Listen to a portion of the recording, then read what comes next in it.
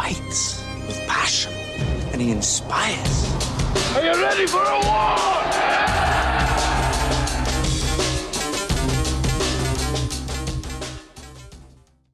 All right, welcome back to From 8 Arbitration, late Monday night edition of From 8 Arbitration. Been very busy a couple of days for me. Was out of town today. We were the CLC was fortifying one of the biggest pieces we have as far as the ticket, and so that will come out later. Yesterday had the CLC Zoom as far as the get out the vote and vote no on the tentative agreement. That was a huge success, and that was encouraging, seeing the number of people that come in on a Sunday to sit and listen to a Zoom meeting. But you got to see a good portion of the CLC, a lot of incredible individuals, some heavy hitters in that Zoom, and so I was proud to be a part of that. Now during that, there was a vote, and it was between myself and Richie Ray on who had the sexiest podcast voice. And as of this afternoon, they were still counting those votes. I have just called Richie Ray and conceded that election. So congratulations to Richie Ray. I was hoping that I would win that, but looking at the votes, I just didn't see a path to victory on that. And so being the humble person that I am, I did call Richie Ray and concede that vote. And so congratulations to him. He'll carry that mantra. Like I told you, I love that guy. So I'm sure he'll represent that well. Okay. But if you haven't listened to Richie Ray on Hot House with Richie Ray, listen to my man. You'll love that guy. I'm telling you. And like I said, he is 100% union through and through. And so we had a good time with that. But Hot House with Richie Ray, y'all get on there and check it out. Was with James Henry and some others today. Like I said, James Henry is putting together the largest collection of badasses that this union has ever seen to be on his ticket. And I will say that with 100% confidence, that it's the single greatest collection of badasses that the union has seen. And they have one mission and one mission only: to make sure that the city letter carriers are put back in charge of this union, and that this union represents them like it should. And so it was a fantastic day today. I can't wait for Mr. Henry to tell you about it. And that will come probably end of January. They're kind of wanting to get this TA stuff out of the way, and so that won't be a distraction to that. But when I tell you that the city letter carriers are coming back with this new administration, you'll see what I'm talking about. I said long ago that the Lions are coming. We're going to do lion type shit, and that's exactly what's fixing to happen. We're coming. And so I can't wait for y'all to hear about this ticket. And there's nothing else ever been put together like this before. And as far as loving the city letter carrier, putting the city letter carrier first, and those individuals who have represented the city letter carrier and have fought for the city letter carrier. And so it's going to be something. It's going to be something. And I'm not blowing smoke up anybody's ass either. And I'm not bloviating, or it's not hyperbole. I'm telling you, we're fucking coming. And we're going to save the city letter carrier craft. There are those that are sick and tired of seeing the union as it is now, going down the shitter, and nobody doing anything about it. And you have those on the executive council that will tell everybody, man, Renfro's got to go. Well, let's do something about it. Oh, no, I can't do that. My livelihood and all that shit. Well, you're not in it for the city letter carrier if you're one of those concerned about your fucking livelihood, sticking with this dumb shit.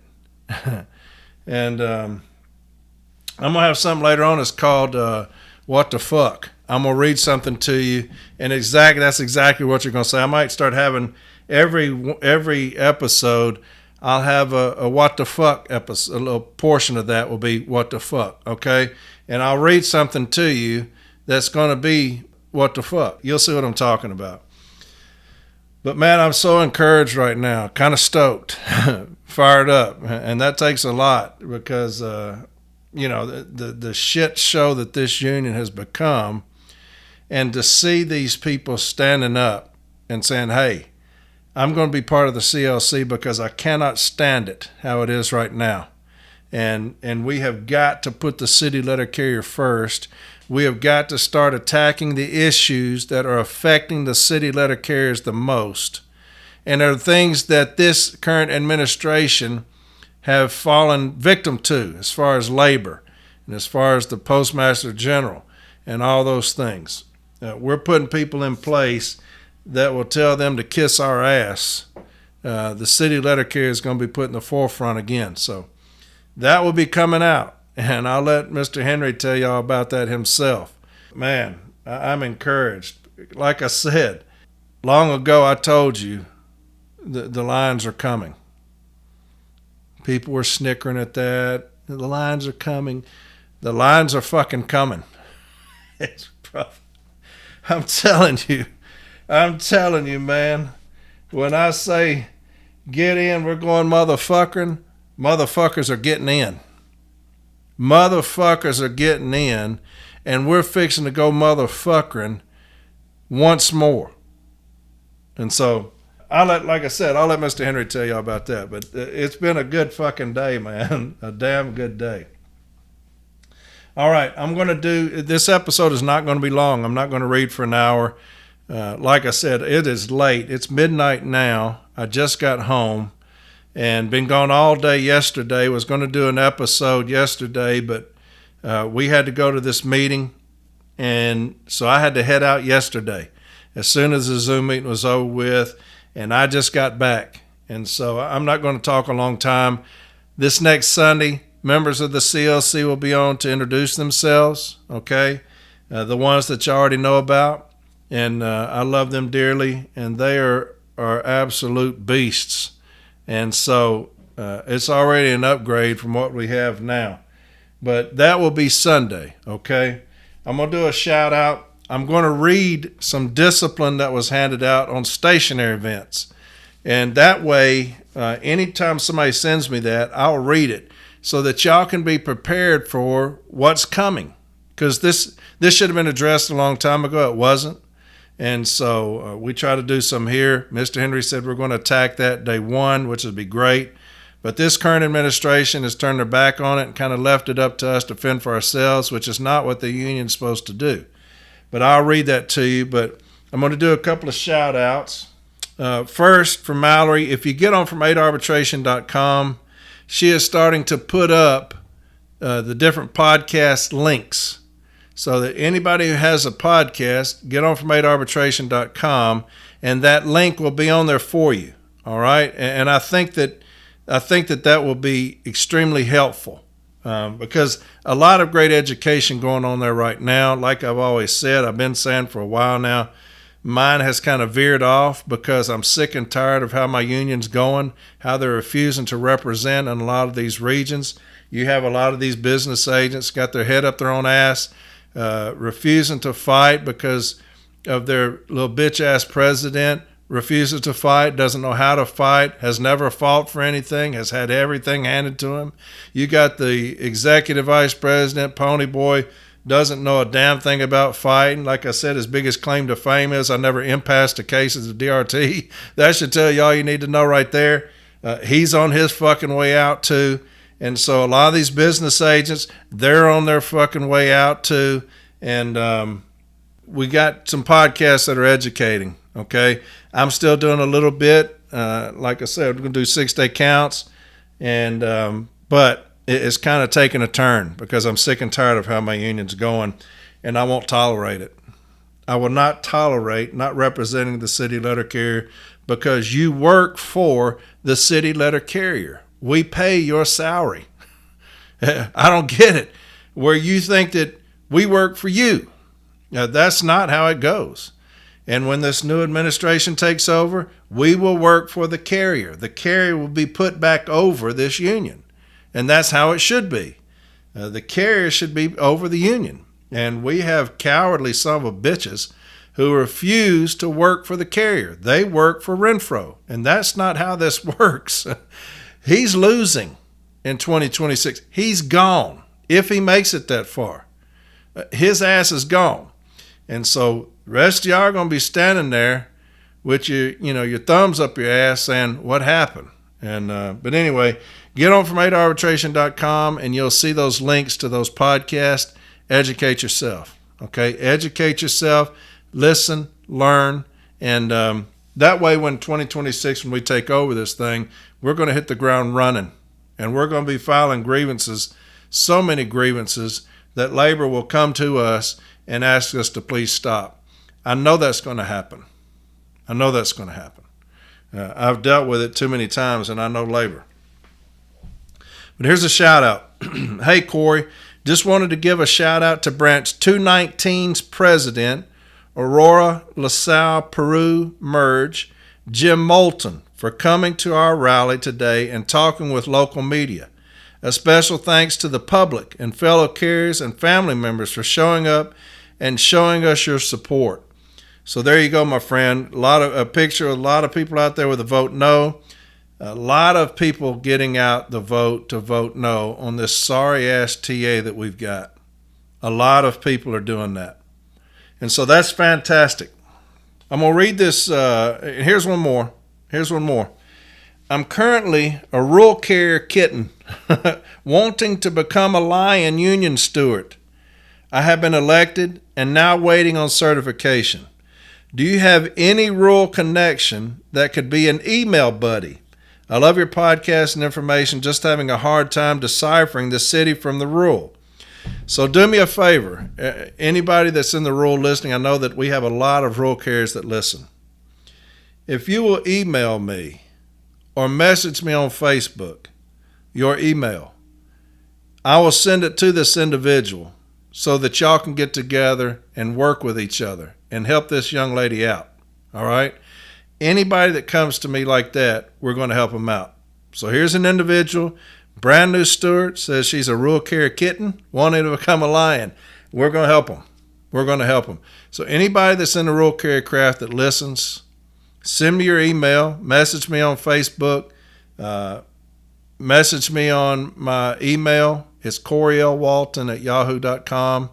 COREYL as in Larry, Walton, WALTON @yahoo.com. CoreyLWalton@yahoo.com. Email me, and I will get this young lady that information so the rural carriers can have another lion in the mix, all right?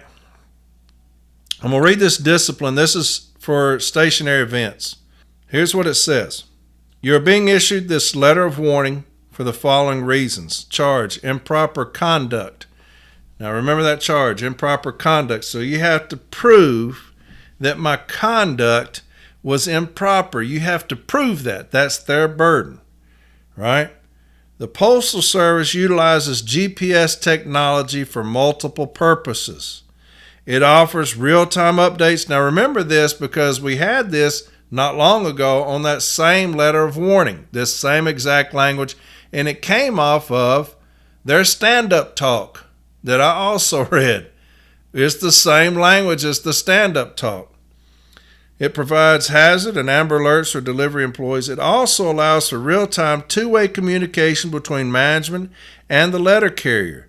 The system continually identifies the letter carrier locations and records periods of inactivity by indicating instances where multiple breadcrumb pings are occurring at the same location. Managers also benefit from this technology as it allows them to track the location of every employee using a scanner, which assists them with supervising delivery and performance expectations. That is the same language off of their stand-up talk. Now, when you go to 134 of the M39, what does it talk about? Street management.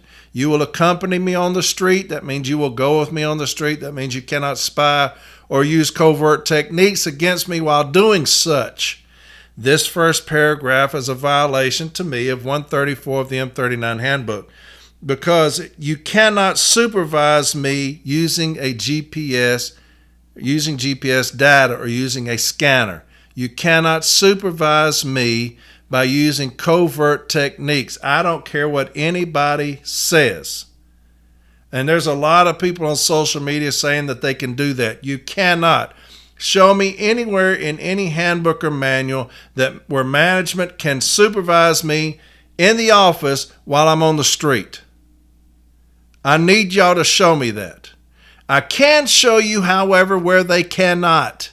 And that's section 134 of the M39 handbook. Street management. The first thing I'm going to ask for is the clock rings for that day. Because why? It's going to show me as being on the street. If I'm on the street, section 134 then takes over, right? How you will supervise me on the street. You will accompany me on the street. You will go with me. If you see that something's amiss, like if you have some breadcrumbs, you will then get up off your lazy ass and come find me and walk with me until such time that you're satisfied that I'm not fucking off. We are missing that terribly with some of these people on social media that don't have a fucking clue what they're talking about. So when you say managers also benefit from this technology as it allows them to track the location of every employee using a scanner, which assists them with supervising delivery and performance expectations. So supervising delivery in the office goes against 134 of the M39 handbook. November 2nd, 2024. Upon thorough examination of all applicable data. Now you're going to request all applicable data. That's going to be on my request form. All applicable data, including an investigatory interview. The following infractions have been identified. Okay, so when you say upon thorough examination of all applicable data, make sure we were requesting all applicable data. I want to use, you can already ask for that. I know when you ask for information for discipline, you'll say, I want to request any and all information you used to issue this discipline. I want to know what you used. Management. I want to know what you used when you issued this discipline. And then later on, if I see there's something that's amiss or something that's not in there, I'll request that. Say if they forgot to, or they did not put in the request for appropriate action. I will request that later, okay? I will document what was given to me initially. I'll say management, on my put in this information request, management handed me 9 pages. And they're going to be UX 1 through 9, Unit Exhibit 1 through 9. And that's how I'll identify it. They're going to be identified as UX 1 through 9. These are the 9 pages that management gave me when I asked for all information that they used to issue this discipline. And then additionally, I asked for request for appropriate action because I can say that they did not use that when they issued this discipline, because if they did, they would have given me that on the information request. On this, however, you can go ahead and ask for all applicable data because I want to see that data. You're going to get the breadcrumbs. MSP data cannot be the sole determinant for discipline. That's exactly what we're going to use as that step 4, that memo, right? Where it says that GPS data, MSP data cannot be the sole determinant for discipline. And so we're going to use that there. Street break number 1. At this location, 16 minutes. At this location is not an approved break location and is not listed on PS Form 1564A. Now, they're using those a lot now, trying to get us. They're using these break location forms, 1564A. This is your authorized break. I'm going to take a break wherever I want to when I feel like I need to take a break, right? Like lunch, if I'm not hungry at 1, I may eat at 1:30. They're using all these against us right now for this stationary event stuff, saying that you're taking these breaks in an unauthorized break location. And so that's what they're trying to do with these 1564As. On this day, you did not request approval to change the location of your break, and instead took your first break in an unauthorized location. In addition, this break was extended by 6 minutes. When questioned during I&I conducted with you on November 7th about this break extension, you stated that you did not take expanded, additional, unauthorized breaks, and you were working. Perfect. Because management is going to have to prove that you were not working. And how are they going to do that? They can't, because they weren't out there with you watching you. They were looking at GPS data, which shows nothing. It shows the scanner wasn't doing anything, but that's not me. I can be working and that scanner sitting there. Plus, I don't trust the scanner. So management will have to prove that you weren't working. When you ask them, if you're going to interview your supervisor, say, I want you to prove that they were not working like they said. And what are they going to say? Well, this GPS data. Bam. I've already got that covered because I got a step 4 on that says that can't be the sole determinant for discipline. I need the 4584s. That's going to go on my information request. I want all applicable data. Let me see that 4584 where you went out there on the street and watched this carrier. Don't have one. All right. Street break number 3 at this location for 13 minutes. This location is not an approved break location and is not listed on PS Form 1564A. On this day, this would be considered your third break, which is one more than you are authorized. When questioned during the I&I about this break extension, you stated that you not take expanded, additional, unauthorized breaks, and you were working. They're going to have to prove that. They're going to have to prove that you were not working. It is not up to me to prove that I was not working. It's up to them to prove that I was not working. This burden will be on them. It's not on me. I do not have to prove my innocence. They have to prove my guilt.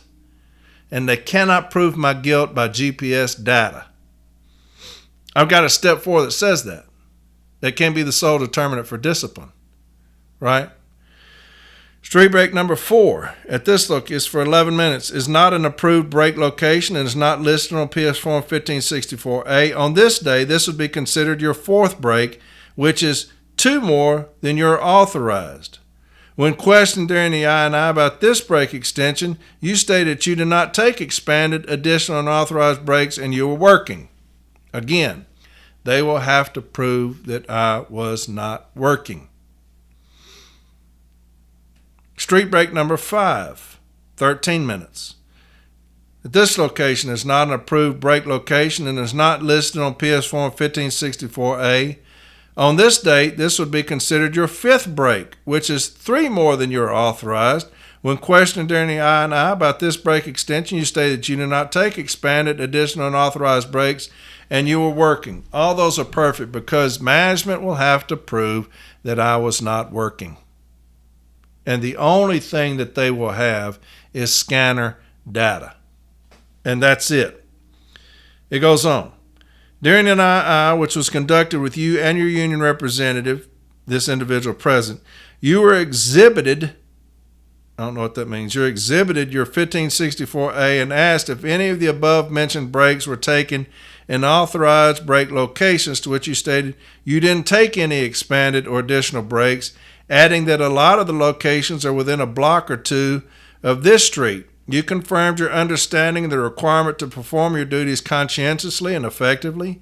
In addition, you were present on June 3rd, June 4th, and June 11th for service talks related to the GPS system used by the scanners and several M41 and M39 duties, but you stated you don't recall. I also held a private discussion with you on October 11th where I instructed you not to take extended or extra lunch breaks. Yet on November 2nd, you took 5 breaks totaling 63 minutes. Let's go over this again, and I'm going to help you out here. When you state that you were present on June 3rd, June 4th, and June 11th for service talks related to the GPS system, let's ask for all of those. Okay, they probably give them to you in your information request. But let's ask for all of those because I want to see what it says. I want to see if a violation of any of these things will lead to discipline, if it's a zero tolerance policy or anything like that. Because if you're going to say there's a rule, there's also, was the employee aware of the rule and the consequences for not obeying the rule, right? Because we're fixing to get them in just a second on that, all right? So let's ask for those stand-up talks that were given on June 3rd, June 4th, and June 11th, and ask for his clock rings for those dates.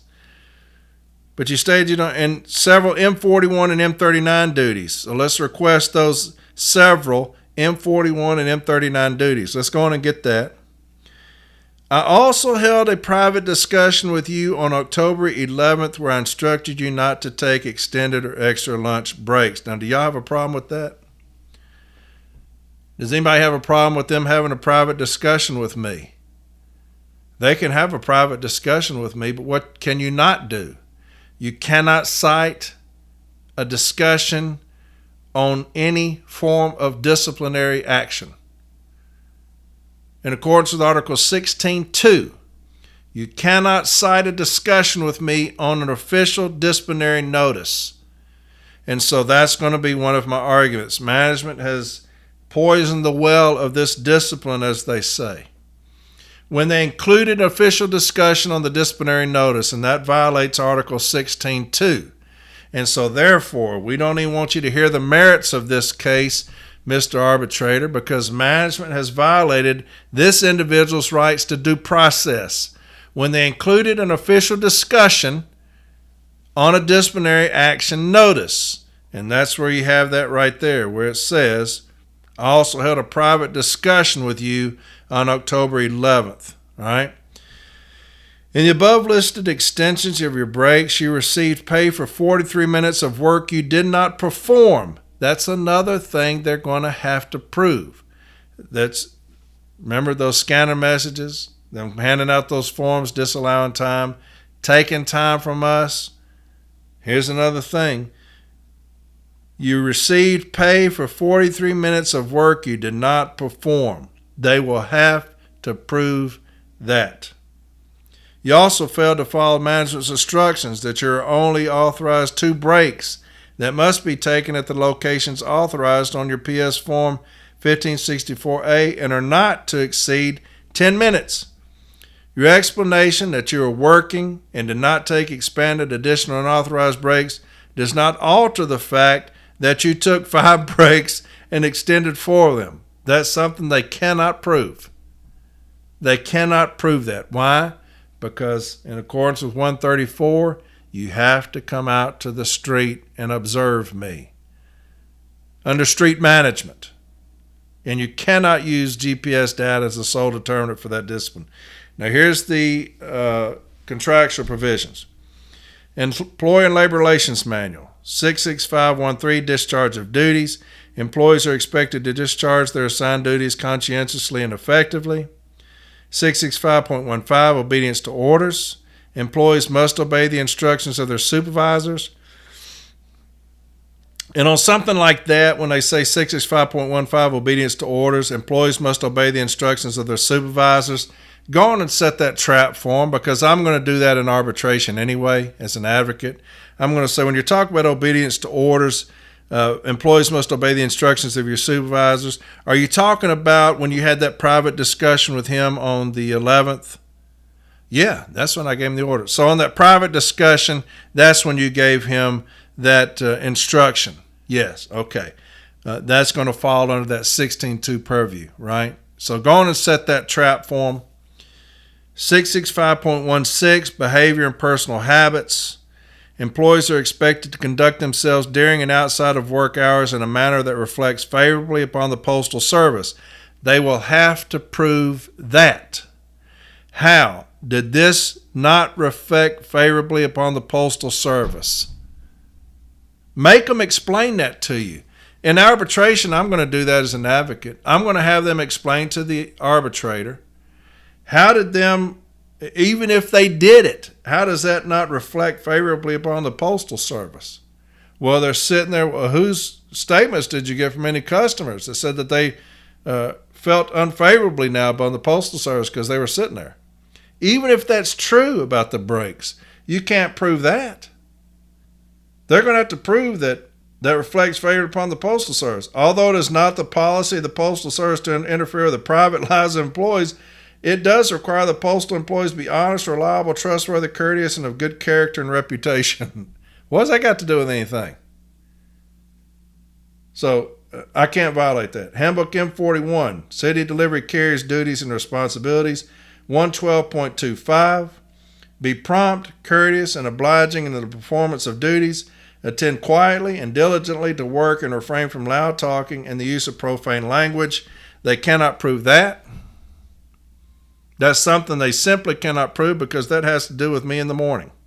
131.3, actual delivery. 131.31, do not deviate from your route for meals or other purposes unless authorized by your manager or if local policies concerning handling out of sequence mail permit minor deviations. I don't remember any questions about deviations.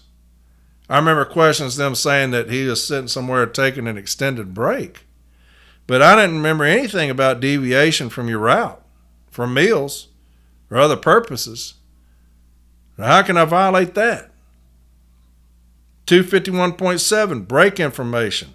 This shows location of authorized brake stops. It's the instruction on PS Form 1564 where this applies. Similar information for any deviation for your brake by carrier technician T6 carrier is entered on the PS Form 1564A. That doesn't mean anything to me. Handbook M39, Management of Delivery Services.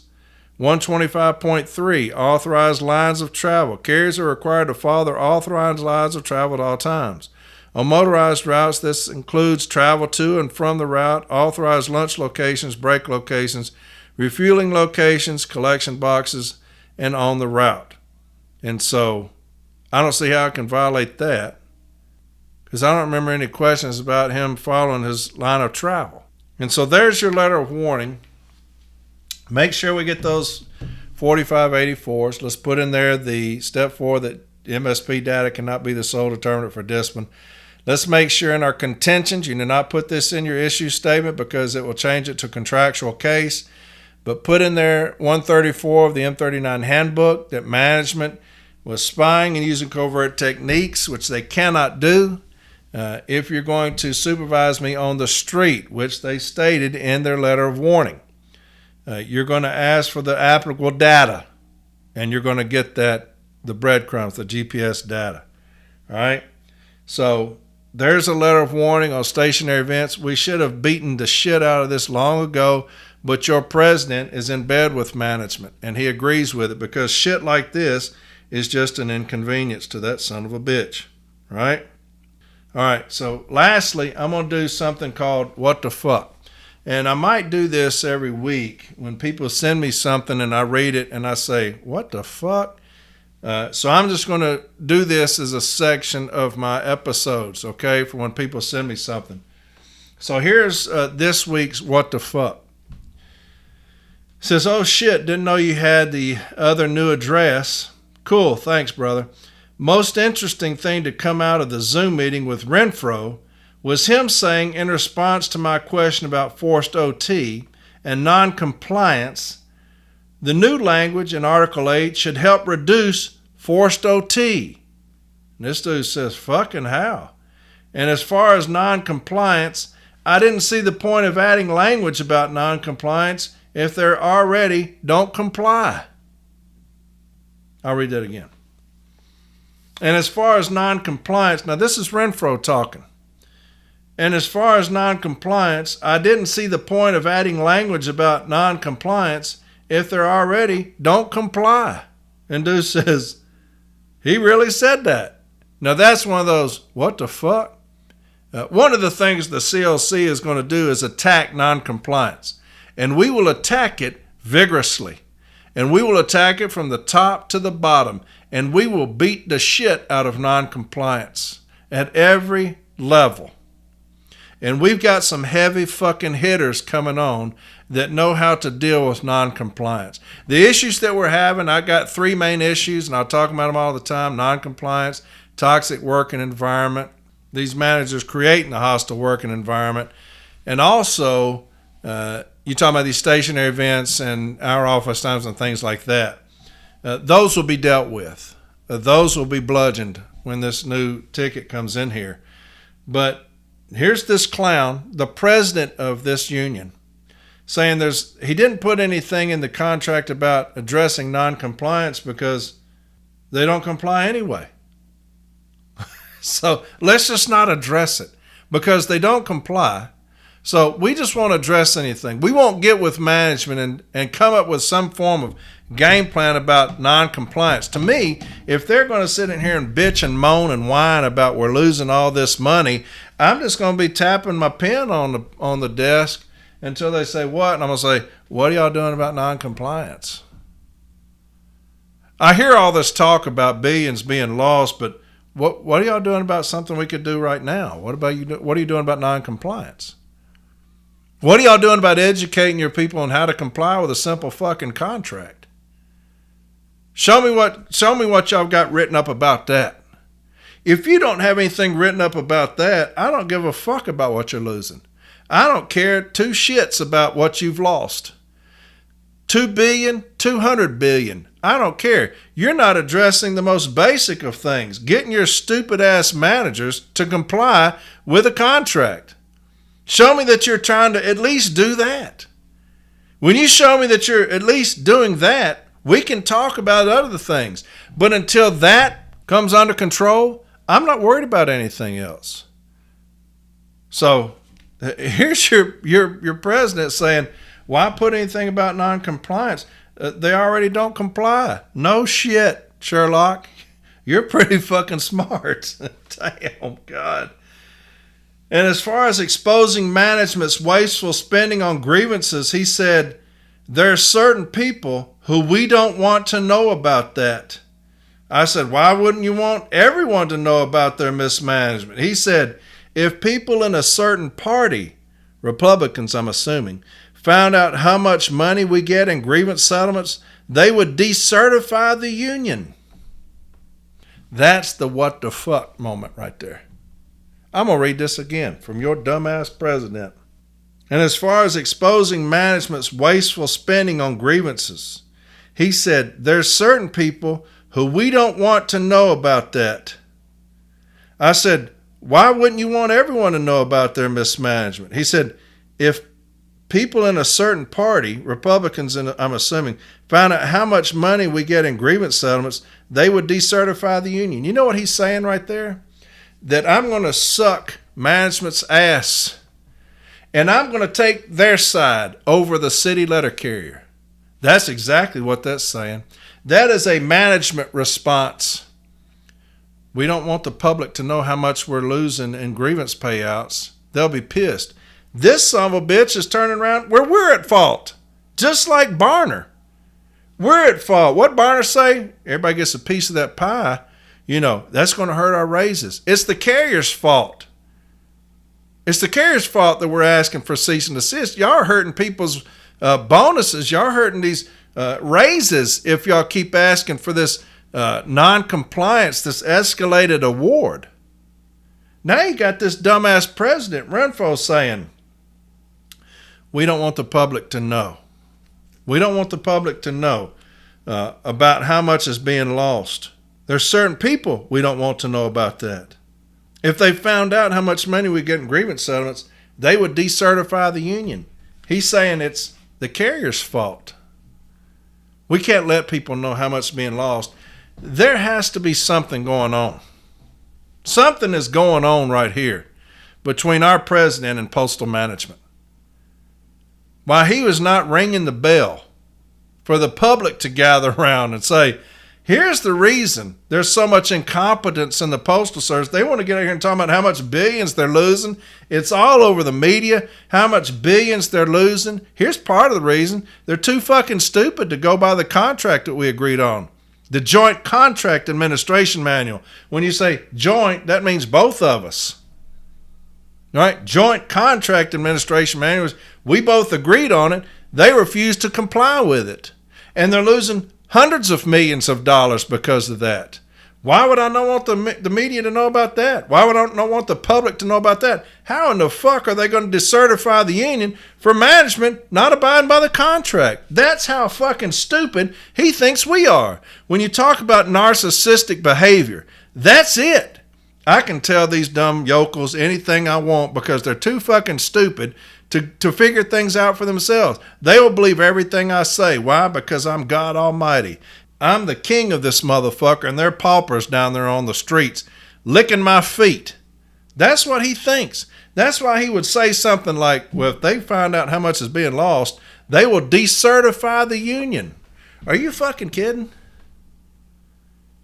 I asked the guy, I said, did he really say that? He said, yeah, they got a transcript. Your president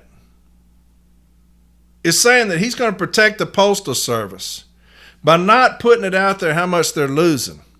And it's not because it will harm the Postal Service. It's because it will harm us. We're the ones who will suffer from the public knowing how much they're losing. So they're fucking up and they're going to decertify us. That, my friends, is what the fuck. All right, for this week. That's what the fuck for this week. So anyway, your president's a dumbass, and he thinks that we're stupid. And unfortunately for him, we are not. And we see through all of his dumbass shit when he talks about we're going to be decertified because management can't abide by the contract. And that's where we are right now. This motherfucker's lost his mind. Something's going on there. Something is happening at the top. I don't know what it is. I'm not going to speculate. But something's going on at the top where somebody asks about noncompliance. Why would I put anything in the contract about noncompliance? They don't comply anyway. So to hell with it. Just let them don't comply with shit. You got Barner helping out with saying we're not going to do a cease and desist anymore. That's another thing that's kicking the city carrier in the ass. And now you got this dumb fuck saying, well, we're not going to tell the public either because if a certain party hears about it, they'll decertify us. So all of them in cahoots with management for some reason, trying to save their ass. I don't get it. Our job is not to save the Postal Service. Our job is to protect the city letter carrier at all costs. They're paying our salary, right? They're paying our salary to do what? Be their agent, not the Postal Service's agent. Fuck the Postal Service. I work here. I love this job. But my job is not to protect the Postal Service. I come to work and I do 8 hours work of 8 hours pay. That's all that I'm required to do. I'm not supposed to give up anything, to concede anything, to make them succeed. That's their job. That's what they do. That's the reason they make all that money. All those high-paying executive positions. They're supposed to save the Postal Service. My requirement is to come in every day and work 8 hours for 8 hours of pay. And that's exactly what I do. It's not the union's job to save the Postal Service. That's their job. The union's job is to protect the city letter carrier. That's it. I'm not concerned with what the Postal Service brings to me. If they say we're losing billions, oh, well, I can't help you. But my carriers, they need a substantial raise because they do a lot of fucking work. My CCAs, they need a substantial raise because they deserve it. Clerks come in at 27. We're at least going to make that for the CCAs. I can't do it. Then see you motherfuckers in arbitration.